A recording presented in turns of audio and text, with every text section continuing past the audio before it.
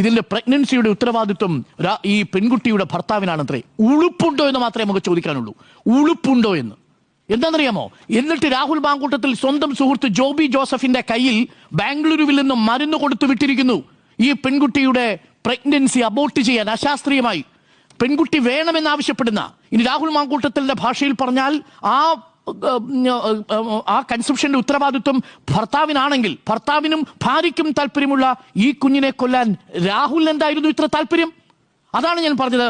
ഈ പറഞ്ഞിരിക്കുന്ന മുൻകൂർ ജാമ്യാപേക്ഷയിൽ തന്നെ രാഹുലിന്റെ കുഴി തോണ്ടിയിട്ടുണ്ട് എന്നുള്ളതാണ് എന്റെ ആദ്യത്തെ ടേക്ക്. രണ്ടാമത്, ആ പെൺകുട്ടിയുടെ മൊഴിയിലേക്ക് വന്നാൽ ഒരു പക്ഷിക്കുഞ്ഞ് കരയുന്നത് പോലെയാണ് ആ കുട്ടി മൊഴി കൊടുത്തത് എന്നാണ് ഞാൻ മനസ്സിലാക്കുന്നത്. അതുമായി ബന്ധപ്പെട്ട സോഴ്സിൽ നിന്ന് നമുക്ക് ലഭിക്കുന്ന വിവരമനുസരിച്ച് നമ്മൾ അറിഞ്ഞതിലും തീവ്രവും നമ്മൾ അറിഞ്ഞതിലും രൂക്ഷവുമായ രീതിയിലുള്ള വിഷയങ്ങൾ സംഭവിച്ചിട്ടുണ്ട്. ഇയാളൊരു സൈക്കോപാത്ത് ആയിരുന്നുവെന്നും ഒരു സീരിയൽ പ്രഡേറ്റർ ആയിരുന്നു എന്ന മട്ടിലുമുള്ള മൊഴികൾ ഈ പെൺകുട്ടിയുടേതായിട്ടുണ്ട് എന്നാണ് ഞാൻ മനസ്സിലാക്കുന്നത്. ഒന്നിലധികം തവണ ഒരു ദിവസം ഒരു പെർവേർഷൻ ഉള്ള ഒരാൾ എന്ന നിലയിൽ ഇയാൾ സമീപിച്ചു എന്നതാണ് ഇപ്പോൾ പുറത്തുവരുന്ന വിവരങ്ങൾ. അതിന്റെ കൂടുതൽ വിശദാംശങ്ങൾ വരുമ്പോൾ, വിചാരണ വേളയിൽ വരുമ്പോൾ കേരളം ഞെട്ടുമെന്നതും ഉറപ്പാണ്. ഇതിപ്പോൾ രഹസ്യമൊഴിയായി നെയ്യാറ്റിൻകര ജുഡീഷ്യൽ മജിസ്ട്രേറ്റ് കോടതി രേഖപ്പെടുത്തിക്കൊണ്ടിരിക്കുകയാണ്.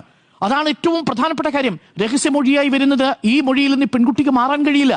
അങ്ങനെ വരുമ്പോൾ രാഹുൽ മാങ്കൂട്ടത്തിനെ ഇപ്പോൾ സംരക്ഷിച്ചു നിർത്തിയിരിക്കുന്ന, രാഹുൽ മാങ്കൂട്ടത്തിന് പ്രതിരോധ കവചമൊരുക്കിയിരിക്കുന്ന കുറച്ചെങ്കിലും വരുന്ന രാഷ്ട്രീയ നേതാക്കളും, ഒപ്പം രാഹുൽ മാങ്കൂട്ടത്തിലെ പ്രതിരോധ കവചമൊരുക്കിക്കൊണ്ടിരിക്കുന്ന സൈബർ പോരാളികളും ചില അശ്ലീല യൂട്യൂബർമാരും തലയിൽ മുണ്ടിട്ട് നടക്കേണ്ടി വരും എന്നുള്ളതാണ് എനിക്ക് പറയാനുള്ളത്. അയാളുടെ നിയമസഭയിലെ കന്നി അടിയന്തര പ്രമേയം അവതരിപ്പിച്ചതിനു ശേഷം അതിന്റെ ഉന്മാദം തീർത്തത് ഈ ഗർഭിണിയായ പെൺകുട്ടിയുടെ ദേഹത്താണ്. ഒന്ന് ആലോചിച്ച് നോക്കൂ.